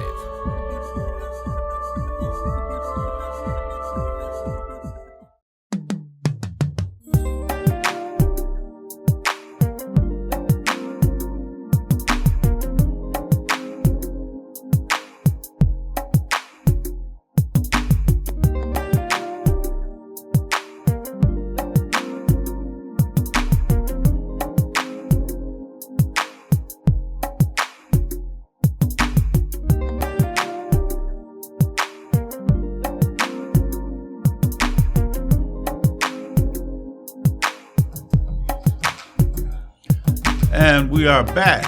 You are watching Truth to Power. I'm your host, Darwin Griffin, and we are back with my two special guests, Ms. Teray and State Rep Carter.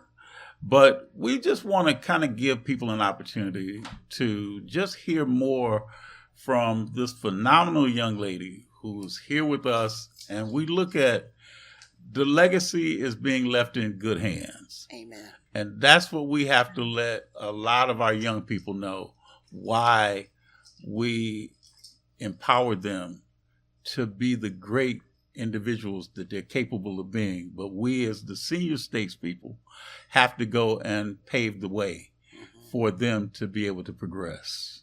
Wouldn't you agree? I agree. So what is it that you want us to do to help you to be successful, Ms. Teray? Me specifically, or people in my generation? Your generation. The thing that I would want most from any older generation to the younger generation is hold a space open to learn from us the same way that we can learn from you. Like I said before earlier, I know for a fact that there is a lot of students and kids my age that feel that they cannot at all talk to older generation because they speak down to them, they belittle them, they don't want to learn from them at all. For example, as one of the speakers earlier was saying, there's been so much that we grew up in that you all have not been able to grow up in with this new age of technology and social media and things that I know, things that you will not know or do not know, or not will not know, but do not know. And you know things that I don't know at all. But if we can work together and you can teach me as well as I can teach you, then we can make this newer age. And I think a lot of younger kids will be able to learn from that and teach others that as well. You know, I just want to throw in this question too. Also, everybody now is into, like you just said, Ms. Teray, about the technology. And we talk about AI, you know, we talk about the chat GPTs, and, you know, and we also talk about the young people aren't getting the same kind of education as what we got, you know, whereas they're talking about taking cursive out of the school. Yes. So people can't sign their name. Taking out a lot of the communication, where when we were in school, it was important to be in school to have the opportunity to talk with others. Your generation now, Ms. Teray, you sit at a dinner table with everybody else that may be at the table, and they're on their cell phones or their tablets. And the same thing, just like when you're out and about, where's the opportunity for people to communicate with each other, not through a device like this phone, but through communicating in person? I actually really love this question because there isn't really room for us to go out and communicate. Like you said, there's been this really big talk on social media about the Gen Alpha generation and how there's no spaces for them to communicate with children their age without social media. For example, there's this store called Sephora that a lot of younger kids are going into. It's like a makeup store. What's it called again? Sephora. It's like a makeup store. And there's been this big controversy on social media, how these younger kids are coming in this makeup store and like destroying everything. They're just they're doing whatever they want to. And they're taking away spaces for older people that shouldn't really be for younger people. But the older generation has come forward and has said that's because there's no room for younger kids to be anywhere. They used to have recreation centers and after school clubs and places that they could hang out with their friends or like-minded young adults. But there's no spaces for them right now. So what I think we need to do is create spaces like that so we can share, they can communicate amongst themselves and learn. Like you said, there's no cursive in schools. I never learned how to write cursive. So to this day, I don't know how to write cursive. I hardly learned typing. I still need to look at my keyboard when I'm typing. We don't have a home ec class. I take a separate culinary class because I wanted to learn how to cook, but they didn't teach me stuff like that. So I also think that we need to institute things like that into school again, because I would love to learn how to sew and how to cook, simple things like that, but they didn't teach me in school. So I had to go through other avenues like my friends and my family to learn things like that. So what makes you want to go into, you said you're studying architecture. Architecture, yes. What makes you want to go into that field? So my mother is one of my biggest inspirations. And like I said before, I cannot be broke. And she told me, she's like, I don't want you to be broke either. And I was like, exactly. And so she she showed me to the field of engineering. So there was a program that I do in the summer, every single summer. It's called Higher Pontiac, and it's for Black and brown kids in Pontiac to look into the field of engineering and how it separates or reaches out into other fields. And so while I was in the Higher Pontiac program, the head of the program, the head chair, Dominique Head, told me about a different program called ACE Mentorship. So it's everything about architecture, engineering, and construction management. I've done that for 4 years as well, and they actually chose me this year to be one of the first ever students from the Southeast Michigan branch to go and to do like this summer camp called CU Denver Summer Camp. It was like at one of the biggest colleges in Denver, Colorado about architecture. And that was a few months ago, and I loved it. It was like the best thing. I met a bunch of kids from Idaho and Michigan and all over the world, Florida and California. And I learned more in a tight-knit community about architecture and what architects do on a daily basis. So I really enjoy that kind of stuff. And that I just have to make a point of two things I heard there, because one of my biggest influence of where I am today, which I broke a lot of barriers, including being a journeyman and then where I am in the legislature, was because of my mother, who taught me to earn instead of to wait for somebody to give me a handout. But then also, did everybody catch that she was in a program 4 years ago? Do the math. 4 years minus 17 minus 4 is 13 when she started getting involved in this. You hear that? Mm-hmm.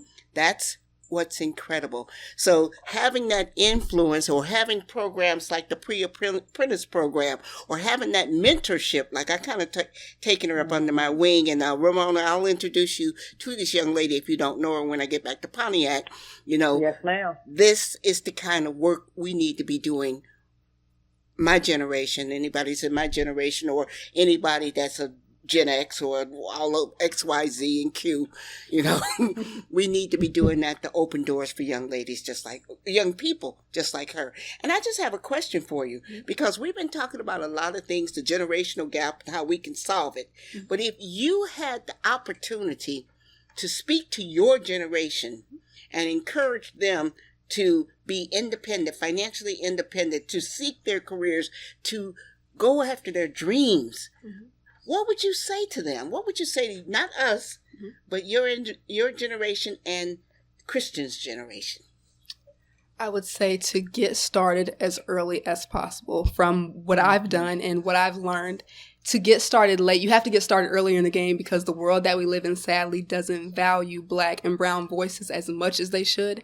And for example, I go to a school, a PWI, that's mostly predominantly a white school, and they actually reached out to me a few days ago and said they weren't doing as much by their Black and brown students as they think that they should. And I agreed with them, and how Black students have to get started earlier, or because they're already started late. You're born late, so you have to get started earlier than other people of other races. And that's sadly the truth, but it is the truth.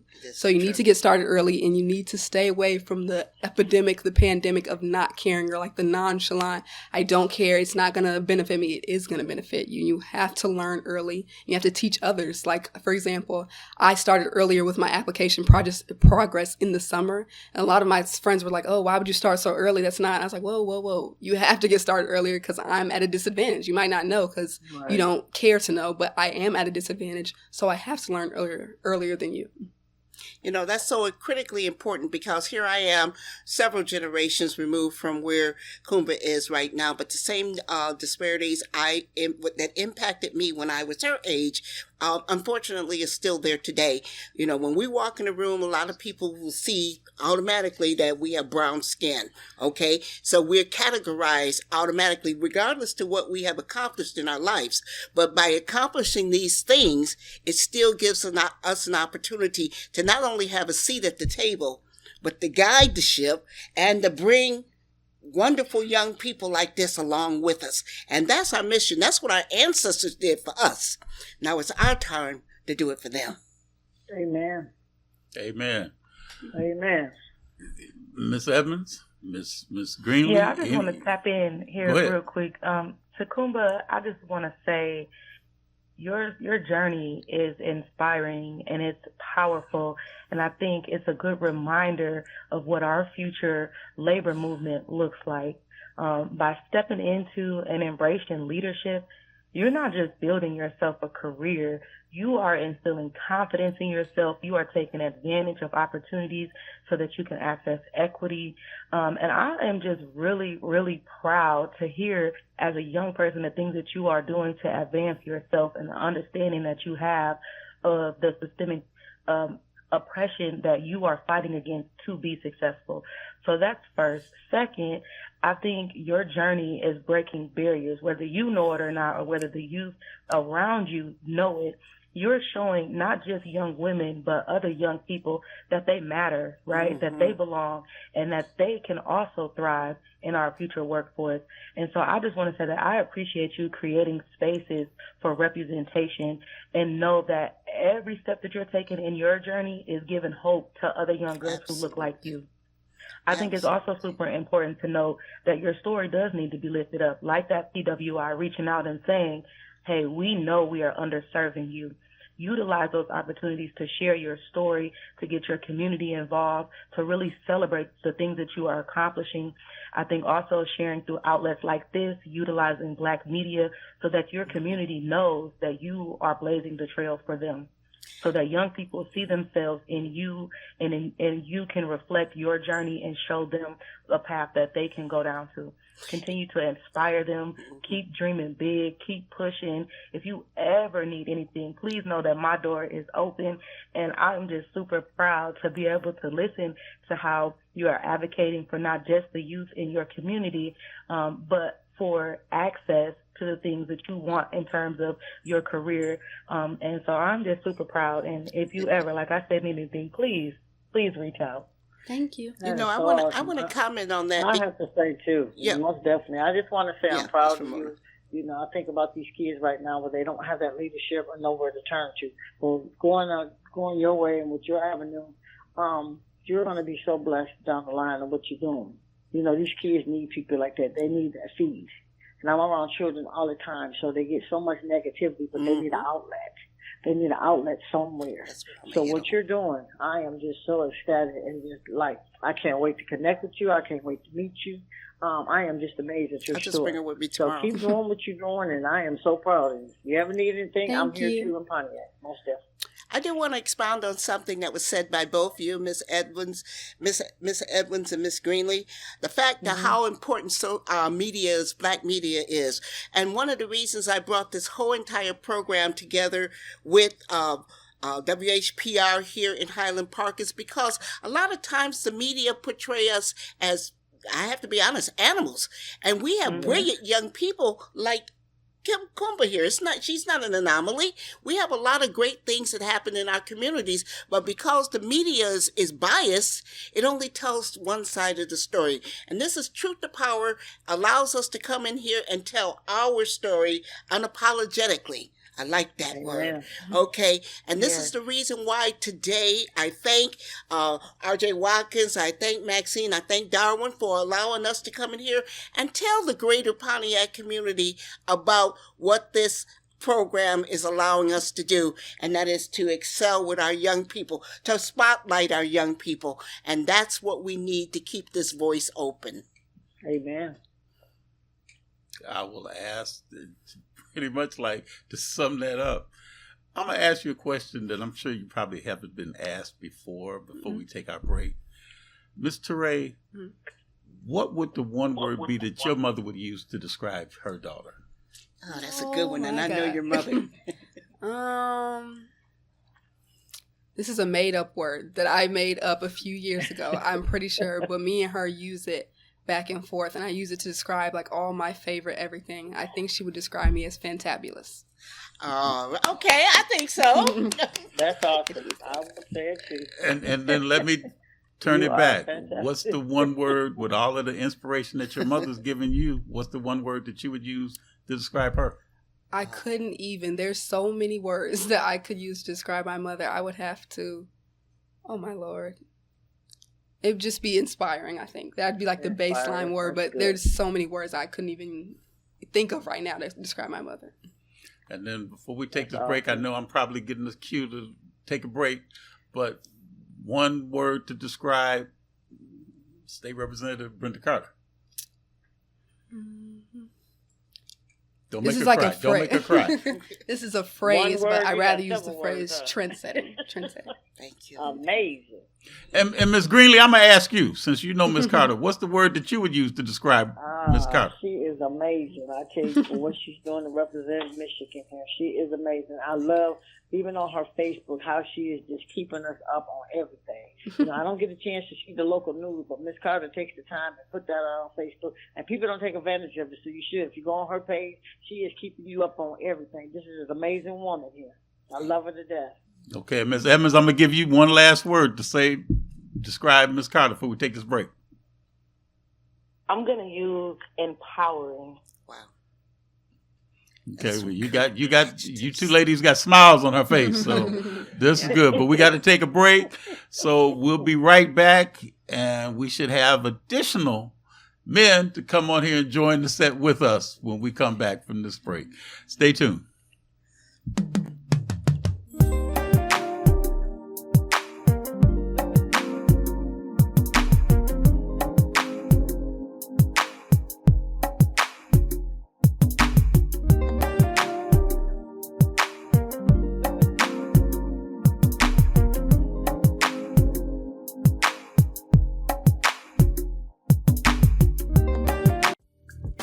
From the desk of R.J. Watkins, this is a WHPR editorial. I'm Ariana Watkins, and for decades, my father, R.J. Watkins, has served our community with quality radio and TV service through WHPR and Roku.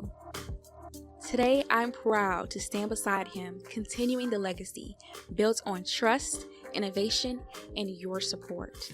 We're here because of you, and we'll keep bringing you the best now and for generations to come. Thank you for supporting us and growing with us. This has been a WHPR editorial.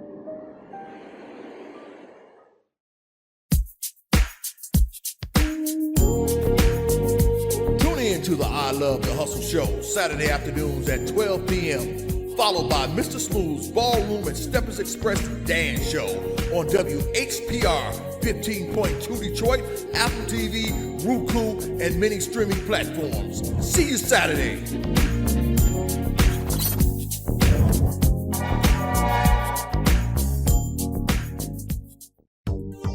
Have you ever wanted your own TV show? Have you dreamed of showcasing your talent for the world to see? Well, now you can. Have your own TV show. You can have your own 30-minute show. Not only will you be seen in the Detroit area, but you can be viewed worldwide. For more information, call 313-868-6612. Visit our studios and receive a free TV interview to promote your business, church, or organization by appointment only.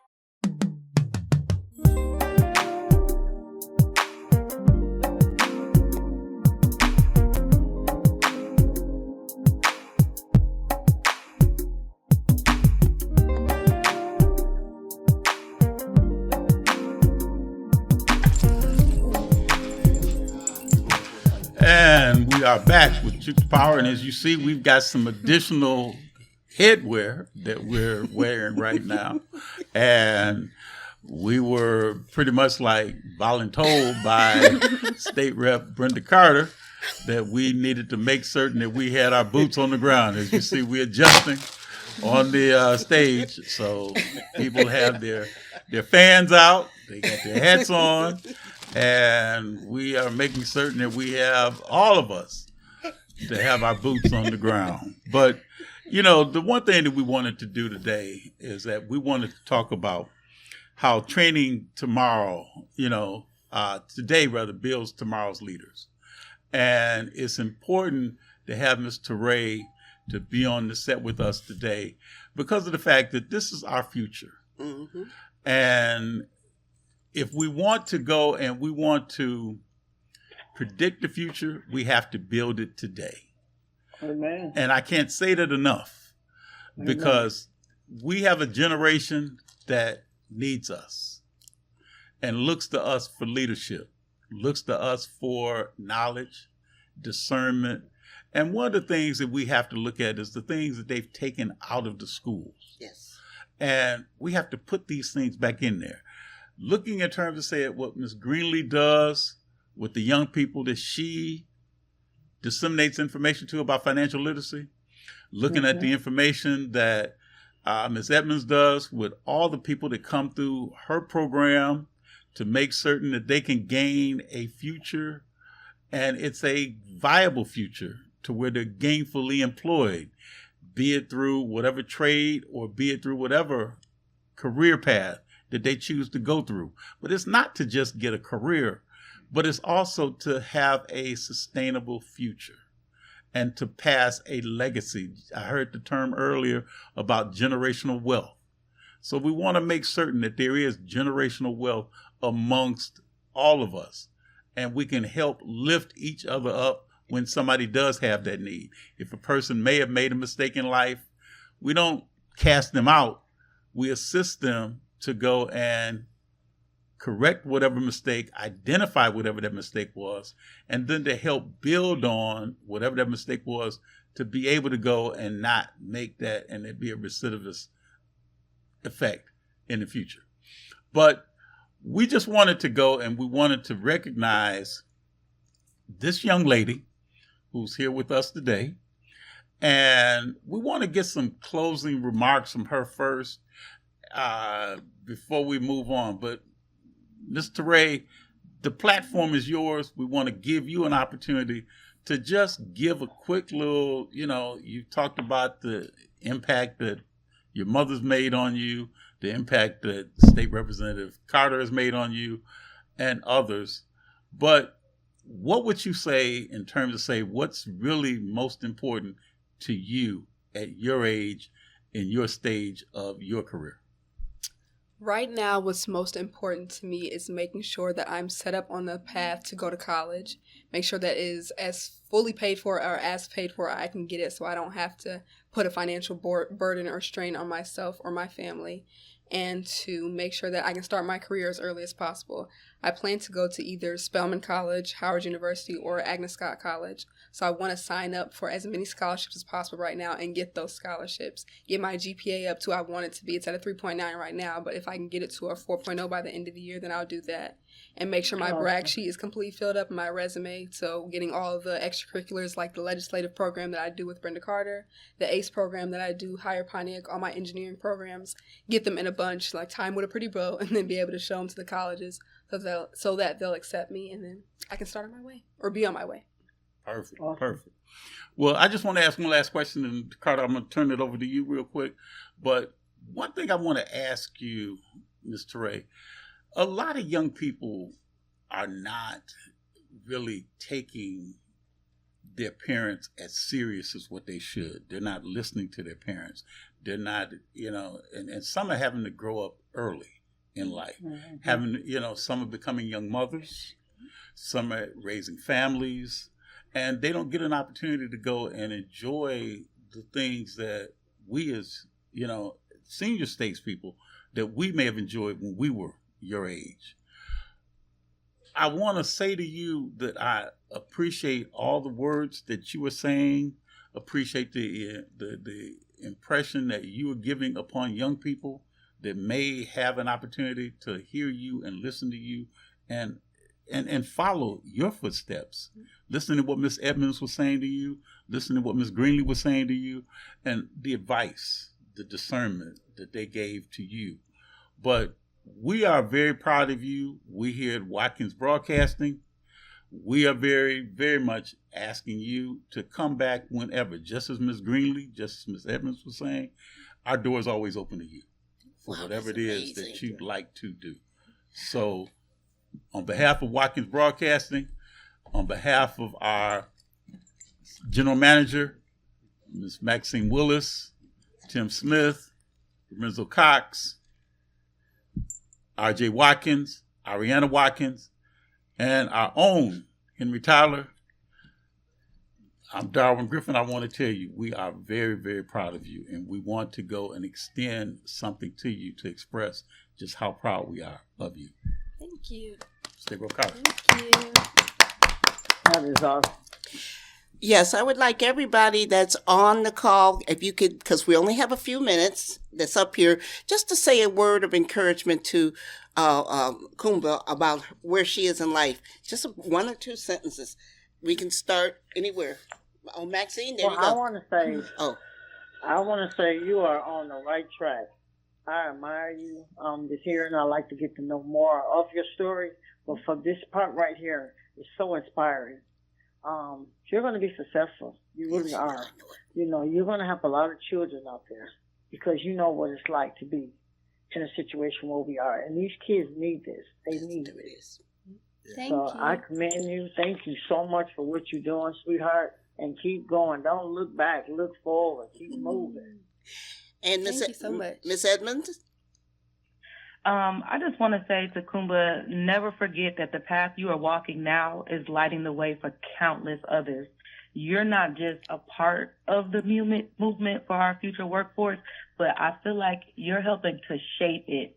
And so I want you to carry that with you. And I also want you to consider the other 4-year degree going into an apprenticeship opportunity where the money that you would spend on going to college, you can save in your bank account. And so I would definitely love to talk more with you about how you can go into construction management in engineering without having to go the next 4 years off to college.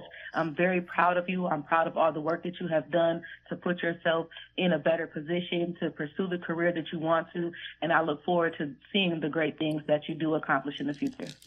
Thank you. Okay, we're short on time, so what we did do, Kumba, is each of us here have, it should have been framed, but each of us have given you the certificate. It's presented on the 12th day of September, Pontiac, Michigan, in recognition of your outstanding leadership, vision, and commitment to the community empowerment. At only 17 years old, you have demonstrated the courage to step forward, the wisdom to lead with purpose, and the heart to inspire others. Your dedication reflects the spirit of Pathways to Progress, Access for All initiative, which is about building opportunity, stability, and hope. You are proof that the next generation of leaders is already here, and your contributions will leave a lasting mark on Pontiac and beyond. Signed by everybody on this stage and a couple people who are not. And we will put this in a frame for you so you can add it to that. What thing you said you had? My brag sheet. Yes, her brag. Everybody give her a round. Oh, wait a minute. And she is now an official member of the Pathways to Progress Access for All. Okay? Along with Mr. Griffin for doing this. We love the fact that you are now official member of the Pathways to Progress.